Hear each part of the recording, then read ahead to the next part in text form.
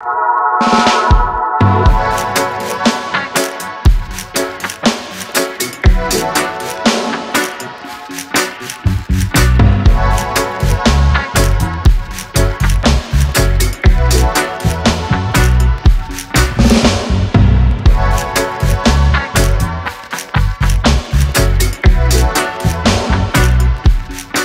dem etwas reißerischen Intro kommen wir jetzt zur zweiten Studie in unserer Serie berüchtigte klinische Studien. Da muss ich ehrlich gesagt eingestehen, auf die Substanzgruppe kommt es diesmal gar nicht so sehr an. Hier kommt es vielmehr auf die Dosis an, wo wir sehen werden, dass etwas, was vermeintlich gut verträglich ist, vermeintlich keine Nebenwirkungen hat, in der Summe dann doch toxisch wirken kann. Diese Studie ist relativ stumm abgelaufen, was auch zur Folge hat, dass ich bei allem, was ich jetzt erzähle, meistens nicht aus der primären Quelle zitieren kann. Wichtig ist hier, dass nach 2016, als das alles geschehen ist, wirklich ganz wenig Welle drum gemacht worden ist und man kaum noch was von der Studie im Nachgang gehört hatte. Bevor wir jetzt aber loslegen, müssen wir noch ein paar ganz klitzekleine Begrifflichkeiten klären. Und da hätten wir als erstes die Begriffe des Sponsors und einer CRO. Und bei Sponsor muss man sich so ein bisschen von den Begrifflichkeiten des Fußballs oder des Sports trennen. Hier geht es nicht darum, dass jemand Geld zahlt und seinen Namen irgendwo sieht, sondern hier geht es wirklich darum, dass jemand die Hauptverantwortung für eine klinische Studie trägt. Und das ist sehr oft der Hersteller der Substanz. Es geht auch um gerichtliche Sachen. Wer wirklich zur Verantwortung gezogen kann, wenn zum Beispiel etwas schief läuft. Eine CRO oder Neudeutsch Contract Research Organization, also Auftragsforschungsorganisation, das sind absolute Spezialisten, die sich darum kümmern, dass die Studie gut durchgeführt wird. Das heißt, diese CROs oder Contract Research Organization, wenn auch manchmal als Clinical Research Organizations bezeichnet, das sind wirklich Organisationen, die sich darum kümmern, dass alles um die Studie herum richtig läuft. Das befreit den Sponsor dann allerdings nicht von dem Status als Hauptverantwortlicher. Ich habe hier 2 Dokumente rausgesucht, die wirklich essentiell für die Durchführung von klinischen Studien sind. Das eine ist der Prüfplan. Da sagen wir lapidar immer Protokoll zu. Da steht alles drin, was Sie über die Studie wissen müssen. Das sind Verfahrensanleitungen. Also das ist quasi die Anleitung, die ein Studienzentrum vorliegen hat, nach der sie vorgehen kann. Das Protokoll soll zum Ziel haben, dass einheitlich die Patienten versorgt werden. Das Protokoll liegt auch den Ethikkommissionen und den Oberbehörden vor. Das heißt, das ist genehmigt. Alles, was man davon abseits so macht, ist nicht genehmigt. Also Protokoll für die Durchführung ganz, ganz wichtig. Das zweite, was wir haben, ist die Investigators Brochure oder IB. Das ist das Referenzdokument für Medikamente, die noch keine Zulassung haben. Also hier steht alles über das Medikament drin. Welche Tierversuche gelaufen sind, welche Sicherheitsanalysen es gab und. Das ist nicht dünner als das Protokoll. Beides hat meistens jenseits der 100 Seiten. Und hier ist es wichtig zu wissen, das, was in der IB steht, muss nicht zwingend im Protokoll stehen. Wir werden sehen, dass das hier ein Riesenproblem darstellen wird bei dieser Studie. Die IB liegt normalerweise jedem Investigator vor, also jedem Prüfarzt. Das heißt, in unserem Fall, so viel kann ich schon vorwegnehmen, ist die ganze Studie bei einer CRO, die spezialisiert ist für Studien mit gesunden Probanden gelaufen und heißt, in dem Fall sollte die IB hier auch vorliegen.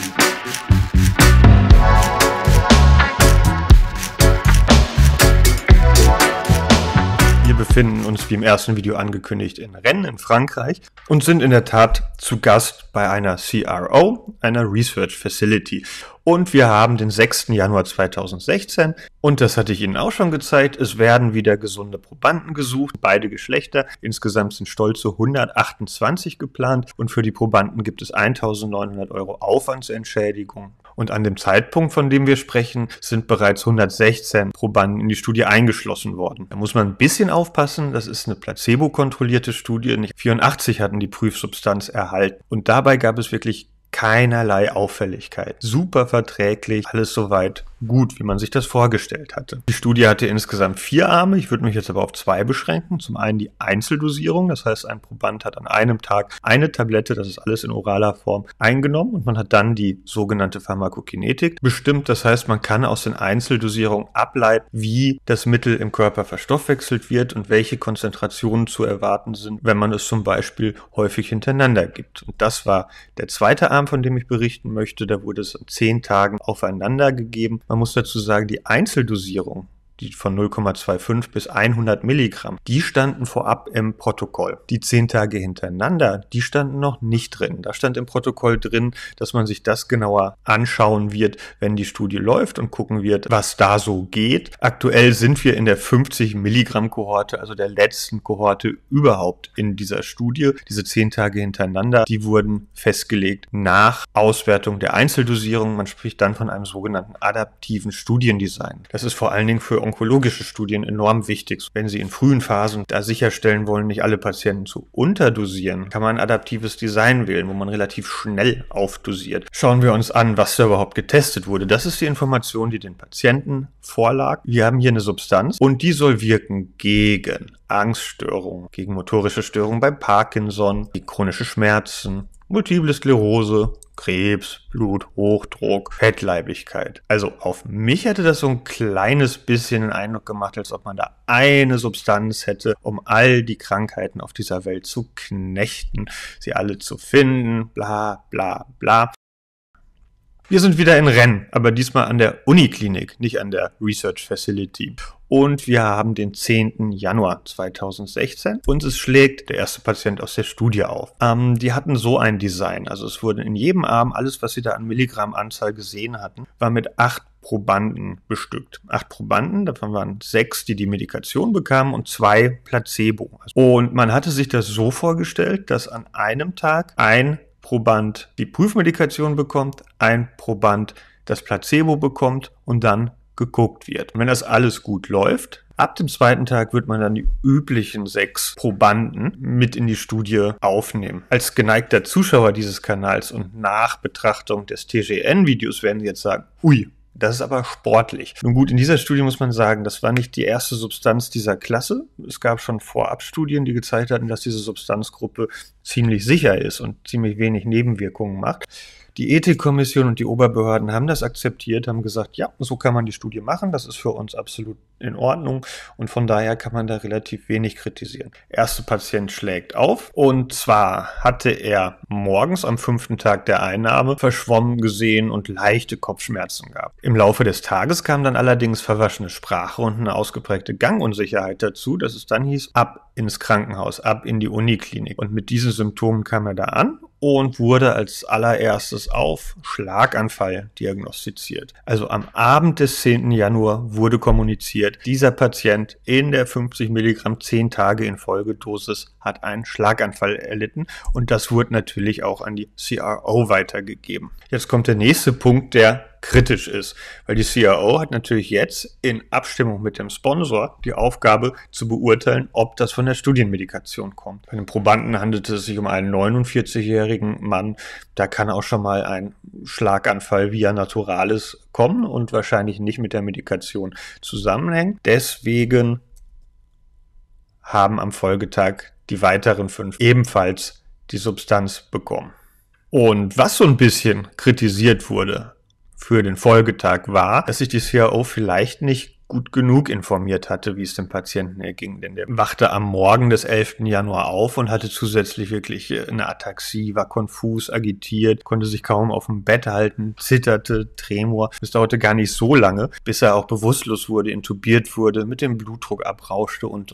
Wichtig ist aber jetzt, dass der Patient nicht allein blieb, sondern auch ein letztlich dritter Patient, der das aufgenommen hatte, mit leichten Kopfschmerzen, Schwäche, Gangunsicherheit und auch wieder mit Ataxie und verwaschener Sprache ankam und synkopiert war, der ist kurz umgekippt. Dann der zeitlich gesehen zweite Patient, da fiel am Tag auf, am 5. Tag der Einnahme, dass der plötzlich sein ganzes Kurzzeitgedächtnis weg hatte. Dass der überhaupt nicht erzählen konnte, was er die letzten 3 Wochen so gemacht hat. Und die Ataxie und die leichten Kopfschmerzen. Alle Patienten, also diese 3 und noch ein weiterer, 2 weitere, es war nur ein Patient unter den 6, die die Medikation bekommen hatten, der komplett asymptomatisch war und der nur zur Überwachung ins Krankenhaus kam, zeigten diese Läsionen im Gehirn. Also da war wirklich was strukturell im Gehirn schiefgegangen. Das sehen Sie hier mit den Pfeilen. Das ist so ein bisschen heller, das, was Sie da sehen. Das darf aber da nicht so hell sein. Das war teilweise reversibel bei zumindest 3 Patienten. Nicht gänzlich. Die litten auch Jahre danach noch unter den Folgen. Und es ging natürlich durch die Medien. Was ich Ihnen gerade verheimlicht hatte, war, dass der erste Patient am 13. Januar für Hirntod erklärt wurde und letztlich am 17. Januar dann auch verstarb.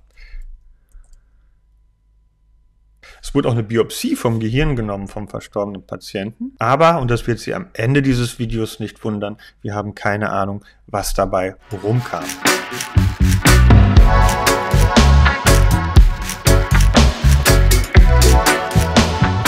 Kommen wir nochmal zu dem etwas reißerischen Intro, was wir da hatten. Da flogen ja die kleinen Cannabisblätter so runter, weil es gab nämlich in der Berichterstattung im Nachgang dann das Problem, dass die französische Gesundheitsministerin auf Nachfrage sagte, ja, das war halt eine Studie, wo Cannabissubstanzen, cannabishaltige Substanzen verwendet worden sind. Und dazu muss man sagen, dass Cannabinoide, also die Inhaltsstoffe von Cannabis, seit 4.500, 5.000 Jahren bekannt sind in der Medizin und auch in erster Linie für positive Sachen eingesetzt werden. Also weniger um Rausch zu erzeugen, sondern um Sachen wie Appetitlosigkeit etc. zu verbessern, zu lindern. Und die Geschichte mit dem Rausch, den die verursachen können, der erklärt uns eines vor allen Dingen, nämlich, dass diese Substanzen ins Gehirn gehen. Ohne Gehirngängigkeit kein Rausch. Was in den 90ern aber plötzlich entdeckt wurde, waren Rezeptoren. Nicht nur im Gehirn, auch im peripheren Nervensystem, also Rezeptoren, die speziell für Cannabinoide entwickelt sind. Und dann muss man sagen, wenn wir sowas haben, wenn wir wirklich Rezeptoren herstellen, dann stellt der Körper auch die Endokannabinoide selbst her. Sonst wird das ja gar keinen Sinn machen. Und diese Endokannabinoide wurden, wie gesagt, so in den 90ern entdeckt und in den frühen 2000ern wirklich extremst erforscht, weil man die Vorstellung hatte, die binden an dem Rezeptor und können dann eine ganze Menge beeinflussen, positiv beeinflussen, also wirklich eine ganze Menge an potenziellen Krankheiten angehen. Dann hatte man relativ schnell herausgefunden, dass die Regulierung von diesen Endokannabinoiden durch ein Enzym namens FAAH reguliert werden kann. Und die FAAH, die kann dafür sorgen, dass die Endokannabinoide abgebaut werden. Und dann hatte man sich vorgestellt, wenn ich das hemme, dann kann ich das ja alles wieder herstellen. Also dann habe ich ja wieder die Möglichkeit, diese Rezeptoren zu beeinflussen. Und die Substanz, die eingesetzt wurde, das war ein FAAH-Inhibitor.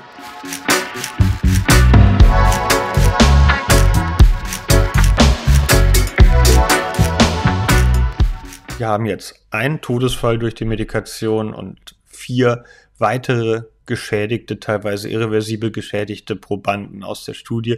Und jetzt sollte klar sein, dass die Aufbereitung beginnt. Je mehr man sich das Ganze anschaute, das ist jetzt auch kein Phänomen, was in der Medizin oder in der Forschung, in der naturwissenschaftlichen Forschung gänzlich unbekannt ist, umso mehr man nachguckte, desto mehr sah man, dass alles gar nicht so klar ist, alles ein bisschen verschwommen, alles nicht ganz so straightforward, wie das Protokoll beispielsweise zeigt. Und das Riesenproblem, was sich in dieser Studie ergab, war einfach das der mangelnden Transparenz. Es gibt wohl, bin ich zu wenig Jurist für, französisches Trade Law, was dafür sorgt, dass Informationen, die patent- und verkaufsrelevant sind, nicht öffentlich gemacht werden müssen.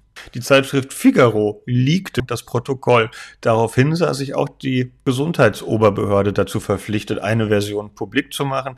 Die IB leakt bis jetzt meines Wissens so richtig nur der Gesundheitsoberbehörde in Frankreich vor, die auch einen Bericht dazu verfasst hatte, auf den ich mich jetzt so ein bisschen berufen muss, weil ich, wie gesagt, die IB selbst nicht in der Hand hatte. So, ganz viele Fragen, und wenn man mit den Fragen anfängt, muss man als allererstes auf die Tierversuche schauen. Für einen Einsatz eines Medikamentes beim Menschen müssen die Tierversuche vorher 3 Sachen geklärt haben. Jetzt nicht erschrecken, weil das sehr wissenschaftliche Begriffe sind, Pharmakodynamik und Pharmakokinetik. Sicherheit ist, glaube ich, selbsterklärend. Zur Pharmakokinetik bereite ich gerade auch noch ein Video vor. Letztlich kann man das ganz einfach sagen. Pharmakodynamik ist das, was das Mittel mit dem Körper macht. Also senkt es den Blutdruck, unterdrückt es Schmerzen, steigert es den Appetit. Und die Pharmakokinetik ist das muss man so ein bisschen rumgedacht denken, was macht der Körper mit dem Medikament? Also wie wird es nach oraler Gabe aufgenommen über den Magen-Darm-Trakt? Wie überlebst du die erste Leberpassage? Wie lange hält sie es überhaupt im Blut auf? Gut, gehen wir durch. Was hatten die im Protokoll? Und in der Tat war das so ein bisschen straightforward, dass genau diese 3 Punkte abgehandelt wurden. Man hatte für die Pharmakodynamik ein Mausmodell bemüht.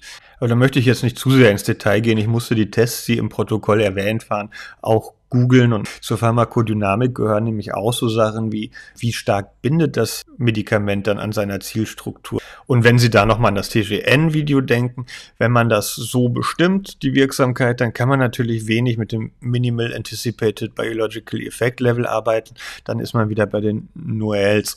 Für die Pharmakokinetik bediente man sich eines Ratten- und eines Hundemodells.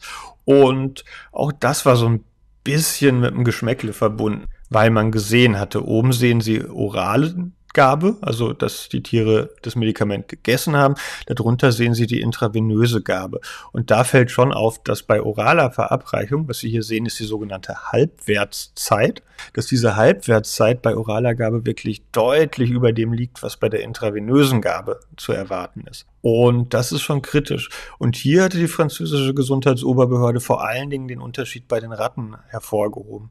Dass sie sagt, Moment, ihr habt einen 11-fachen Unterschied zwischen IV-Gabe und oraler Gabe. Und kommt dann mit einem Versuch oder mit einer Studie, wo es um die orale Gabe geht, hätte man da nicht ein bisschen besser modellieren können.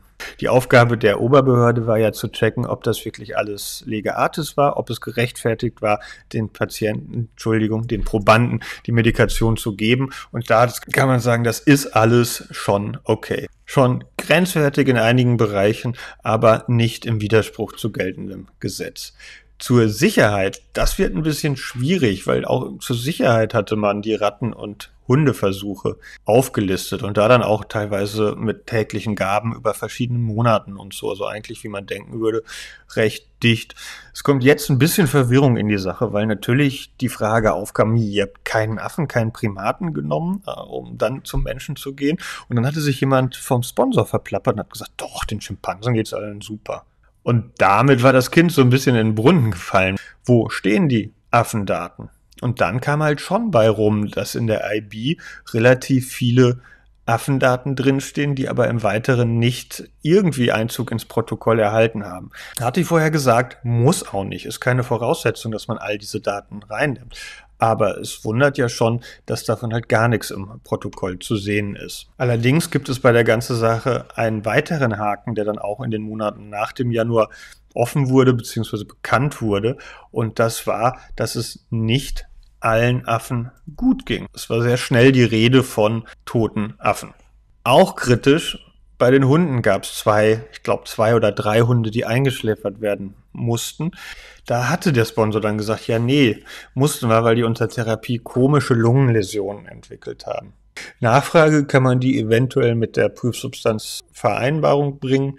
Wir können zumindest nicht ausschließen, dass sie damit was zu tun haben. Gehen wir weiter, kommen wir mal zu den eigentlichen Problemen. Denn was die Oberbehörde rausgefunden hat, dass ab einer Dosierung von 1,25 Milligramm einmalig, wohlgemerkt, 100% des Zielenzyms gehemmt sind. Gucken wir uns nochmal das Studiendesign und die Statistik an, weil das war der zweite große Kritikpunkt bei dieser Studie.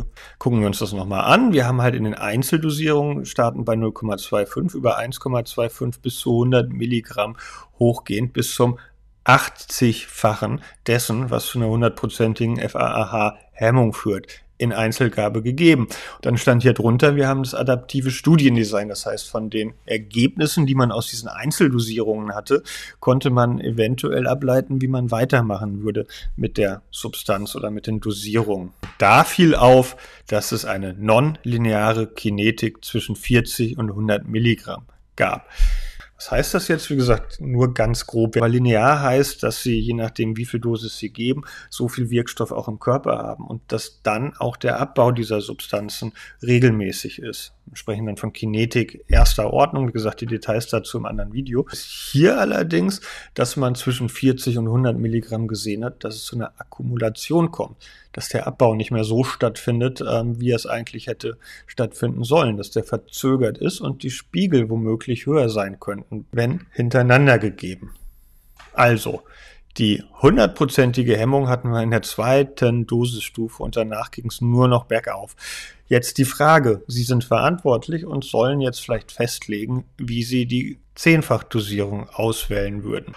Und wenn man sich das jetzt mal anguckt, fällt, finde ich, als allererstes auf, die 50 Milligramm, um die es hier geht in dieser Kohorte, die fallen nicht nur in das rot beschriebene nonlineare Kinetik zwischen 40 und 100 Milligramm, was ja schon schlimm genug ist, die gibt's auch in der Einzeldosierung gar nicht. Und dann kann man ja schon mal nachfragen, wie man auf diese Zahl kommt, wie die denn gedeckt ist, weil, das haben wir ja gesehen, die Tierversuche an sich, hat ihn noch verheimlicht, dass die Kinetiktests auch als relativ ungenügend dargestellt worden sind, weil wie man hier auf die 50 Milligramm kommt. Man hatte also in dieser Studie gesehen, dass eine Substanz, die in den Einzelgaben bis auf das 80-fache ihrer biologischen Wirkung hochtitriert werden kann, sich als toxisch erweist, wenn man in einen Bereich kommt, wo sie kumuliert, wo sie sich im Körper anhäuft. Ist immer noch nicht geklärt, wie es zu den toxischen Effekten gekommen ist. Und das ist auch hypothetisch, muss man sagen. Die gängigste Erklärung ist, und das wurde 2017 publiziert, auch gut publiziert, dass in höheren Konzentrationen die Substanz eben nicht nur FAAH hemmt, sondern auch noch andere Proteasen und wichtige Enzyme im Gehirn und dass es deswegen zu diesen, wir sagen dazu, nekrotischen Befunden gab. Aber das alles ist ein bisschen schwierig im Nachgang nachzuvollziehen. Die Biopsie von Guillaume Molinet, keine Ahnung, was daraus wurde. Die letzten Informationen im Internet, in den gängigen Wikipedias etc. 2016 das letzte Mal aktualisiert. Die möglichen Dokumente von der französischen Gesundheitsoberbehörde nicht zugänglich. Das Protokoll, ja, in der Figaro-Version relativ aktuell, die IB nicht zugänglich. Also das Problem an dieser Studie ist gar nicht mal meines Erachtens diese Toxizität, die sich durch die kumulative Gabe ergeben hat, sondern wirklich diese absolut fehlende Transparenz.